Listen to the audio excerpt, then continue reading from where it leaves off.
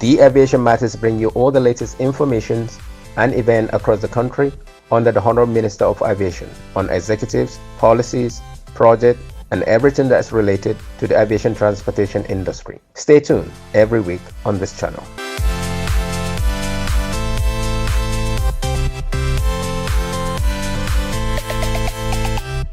In recent years, domestic and overseas passenger traffic has risen steadily at an average of 10% per annum. Murtala Mohammed International Airport, Lagos, the nation's main gateway, accounting for over 60% of the total passengers and aircraft movements. A recent report released on air transportation by the National Bureau of Statistics disclosed that in the second quarter of 2021, a total of 5.3 million domestic passengers traveled by air between January and June 2001. These figures represented a 6% increase when compared to 4.9 million recorded in 2020. According to the report, Murtala Mohammed Airport, Lagos, has a total of 1.63 million domestic passengers, accounting for 30.8% of the recorded domestic travels in the first quarter of 2021. Murtala Mohammed International Airport is one of the main airports in Nigeria. Located in Ikeja, Lagos State, the airport serves as an aviation hub in the country. The airport was named after former Nigerian military head General Murtala Mohammed. On this episode, we'll be focusing on the airport, where the airport manager, Mrs. Shina Abba, will take us on a journey of its history, services rendered by FAN, and many more. Lagos Airport started, I think, at the now MM2, but in 1979 this place was commissioned. This international terminal was commissioned in 1979 and it's been in operation since then, and it has grown in leaps and bounds. I think it was commissioned with a capacity for 2 million passengers per year, but pre-COVID we were doing about 10 million per annum before COVID. So it has gone through a lot of transformations. So many private hangars have sprung up, and those international and domestic, because in the initial period it was just domestic, international, then few general aviation being done by aerial contractor and some other in Bristol, but now we have a lot of them. We have it has grown passenger wise, cargo wise. So Murtala Mohammed airports have 4 terminals.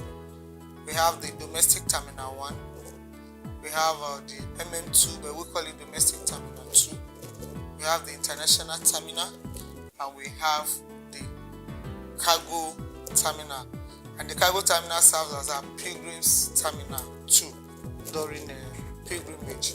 So those are the terminals here, and everyone of us is busy. We do a lot of cargo with 2 major handling companies, NACO and SACO. Then domestic too, we have so many airlines. I think about total more than 15 domestic airlines operating into Lagos. International, we have about 28 operating into Lagos as we speak, and we do have average of 32 flights in a day, because we have those that does twice. We have some airlines that comes twice daily. For pre-COVID, we used to have like Awa and Sky. They come like 4 times a day. That's Ghana, Lagos, and or Accra, Lagos. But for now, we do about 32 flights in a day, and all with good number of passengers. The consistent rise in passenger and aircraft movement has spawned a thriving service industry. The consistent rise in passengers and aircraft movement has spawned a thriving service industry, driven not by private sector profit motives, but also by innovation and strong desire to satisfy customers. The airport is being repositioned as a regional hub by the federal government of Nigeria. The airport consists of an international and domestic terminal, located about 1 kilometer from each other. The international terminal was opened in March of 1979. The domestic terminal was relocated to the old Lagos domestic terminal in 2000 after a devastating fire. While Muritala Mohammed Airport is built and managed by Kotney Aviation Services, on this ground, the airport manager noted the need for more capacity at the airport and confirmed that the newly constructed terminal will soon be commissioned. We don't have the capacity, and that's what brought about the new terminal. So we are calling it Terminal 2, Muritala Mohammed International Airport Terminal 2. And by the time it becomes operational, this place becomes Terminal 1. There's real need for that capacity. Because like I said, when the airport was built, it was built for like 2 million passengers in a year. Now we do more than 10. So definitely know that so many things are overstretched. The capacity is grossly inadequate. But by the time the new terminal is operational, we're going to have a lot of airlines operating from other terminals. I want to believe very soon, sooner than we think. Maybe before the end of the year, because every other thing is like ready. The Nigerian International Airports, notably in Abuja, Calabar, Kano, Lagos, and Port Harcourt, are leading cargo centers. An important segment of the air transport sector, the air freight business is kept alive by a combination of shippers, airlines, leading courier firms such as UPS and DHL, and handling companies. All the essential components in the sector, airlines, passengers, aircraft, crew, service providers are working in harmony to deliver a safe and economically sound air transport system that meets national and international standards. This cargo terminal is another session of MMA. Here we deal with the cargo, import, export, and some other things here. It is part of funnel revenue, mainly on cargo section. Airport Manager Shina Abba talks about the services Federal Airport Authority of Nigeria renders at the airports. FAN is the airport operator. We operate the airport. So every other agency is a service provider. And our major duty, just like our core value, is first and foremost security, safety, and passenger comfort. So all that we do is around these three main values. And we are to profitably manage the airport. So what do? We provide all the facilities for the airlines to operate from the runways. The MMA has 2 runways, 18 right and 18 left. We'll call it 18 right, 18 left. 2 runways, about 7 taxiways. And if I may say, it's the biggest airport in Nigeria is at today. The biggest, the busiest airport as at today in Nigeria. So from aircraft operation to passenger facilitation, security, meet and greet, those are core work. Then in ensuring this, what do we do? How do we go about it? So we now have different units and departments that does that. For security, we have the aviation security that do the crowd control, access control, ensuring that we don't have people encroaching into the airport, surveillance, patrol, regular patrol, do patrol for aircraft too, escorting aircraft just to ensure that they are not, we don't have vandals or whatever affecting the aircraft. So that security, we have the operations department that is in charge of landing, parking, ensuring that the runways are okay, safe for passenger, for aircraft movement, ensuring that the bridges are okay where the aircraft are going to dock, ensuring that the apron are well kept, just to make sure that it's okay. That's on the air side. On the land side, they are in charge of passenger facilitation. When the passenger lands, there's a minimum time he's supposed to spend in the airport, so we ensure that passengers don't overstay. So what are those things that can make them overstay? Maybe conveyor belts, immigration, custom, toll tax and all this. So we ensure that at every point in time, all these services are not done by fan. They are being monitored and supervised to ensure that quality service is given to passengers. Then we have concessionaires, shops, people are traveling, they will eat. We have duty free, want to buy things outside and all those things. We ensure the cleanliness of the airport, the toilets and everything is always kept just to ensure the comfort of the passengers. We generate funds from passenger service charge. Every passenger traveling out, departure, pays PSC, both domestic and international. Airlines pay landing. If they overstay, I think 3 hours, they pay for parking. We collect cargo too. We have cargo surcharge, air cargo fee, then land. People pay for land. People pay for offices, shops, fuel surcharge.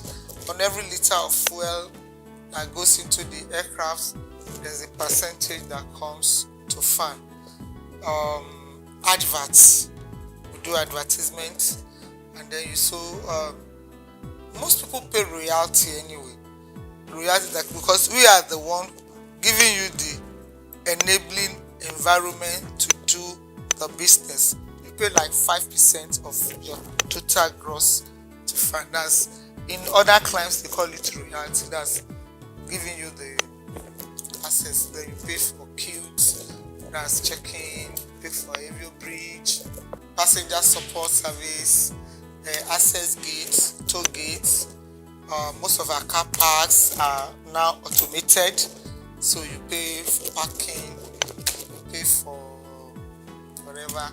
I used to tell people that the only thing you don't pay for in the airport is the air you breathe. The year 2020 will not be forgotten in a hurry, owing to the global disruption in all fields of human endeavors, largely because of the outbreak of the novel coronavirus, codenamed as COVID-19. As a measure, passengers were made to undergo a compulsory COVID test or proof of being fully vaccinated before gaining entrance into the country. Portets are the ones in charge. There's a Nigerian protocol for coming into Nigeria from the Presidential Steering Committee on COVID-19. So regularly they give us the protocol that you need to have. But number one, and it's still in force, is before you come to Nigeria, you must do a COVID test, PCR, not rapid. That's 72 hours before coming into Nigeria. That's one. Number two, you're going to go into the portal, that's Nigerian portal, and register that you are coming in, because when you arrive, after 7 days, you still have to do another test. So you are expected to register and pay for that test on arrival. Now, of recent, like some months back, during the third wave, some countries were put on red alert. That's South Africa, India, Brazil, and Turkey, 4 of them. So if you are coming from that place, you have to, apart from doing your test, when you come in, you have to quarantine in a government established quarantine center. But I think as of last week, India have been removed from that list. But I think South Africa, Turkey, and Brazil are still on the list. That's on protocol. Now, when you now arrive Nigeria, we still have test your temperature, check your test results. If you are negative, then you will now be allowed to go. Then we have some facilities in place, signages, what you are supposed to do, the protocol. When you're in the building, you have to put on your mask throughout. It's only when you need to get to like check-in counter to check your passport, you remove it a little so that they can recognize you. And when you get to immigration, but those areas we have counter shields, so even when you remove it, you don't have direct contact with the passenger. Then if you see it, we have social distancing markings. So when you are in the queue, you have the markings. It's supposed to be between 1.5 to 2 meters, but because of our own capacity, we did 1.5 meters distancing. So our counters are shielded. We did the social distancing. We have a lot of signages, information, and regularly, I think you must have heard 1 or 2 announcements are made for people. Then coming in now, that's on arrival. She said FAN is ready to partner with competent private investors to develop such extra needed aviation services and facilities. Willing private investors with their experts and financing are welcome to set up such facilities at a good location at the airport. This will assist greatly in realizing government's drive to make the country the hub for aviation in West Africa through provision of capacity for aircraft repair and maintenance. Lot of business opportunities. We have lands that is a lease to people. FAN does not sell land, but we lease land to people for various businesses, ranging from hotels, catering, people sell vehicles. We will have a garden that someone uses for reception, Jalobia garden along the line, filling stations, fuel farms, so many businesses that people can do within the airport. And recently, all the international airports have been designated as economic zones. So economic zones, free economic zone. So you can come in, manufacture and export. So there are a lot of businesses people can do. We have borrow the change because of the borrow the change, car hire, limousine, logistics, car park. We have private people that run car parks. We have private people, like I said earlier on, that run terminals. If you have your money, give you money, you can build a terminal. We have MROs, we have hangars, we have a lot of investment. Studies prove that it can cost 5 times more to attract a new customer compared to retaining an old customer. Great customer service is key to retention, and therefore it is critical for business to provide consistently excellent service. We have customer service desks. In the picture you have in 2 different areas. You can always walk up to them and tell them this is a problem that I have. Like I said earlier on too, we are just the operator. There are so many service providers that we don't have direct control over. Let me use the word control over. Yes, we can supervise them, you can ensure they do the right thing, but then they have people they report to. You have like police, immigration, customs, quarantine, a lot of agencies, government agencies, and unfortunately most of the time the altercation issues are always between passengers and this, because they are the ones that have this direct relationship or direct dealings with them, except our own aviation security. Every other fun activities like ensuring you provide the enabling environment. Okay, belt, I'm not going to be the one that will put the bag on the belt, but as fine I have to ensure that the conveyor belt is working fine. The scale, I'm not the one that is going to measure it, but the scale, the weighing scale must be working. The screening machine must be working. That is my own. But then we still have customer service, whereby if you walk up to them, they will take it up, follow you to whoever, and ensure that you get justice or you are well treated. Then at the arrival, we have the payback desk. This enabling business. There's an app too. You can lay your complaint and it will be taken up. On the challenges the airport is currently facing, she said, This building is 40-something years old. So you can imagine, capacity is an issue. Capacity is an issue. Aged equipment, facility are issues. But to me, the major challenge is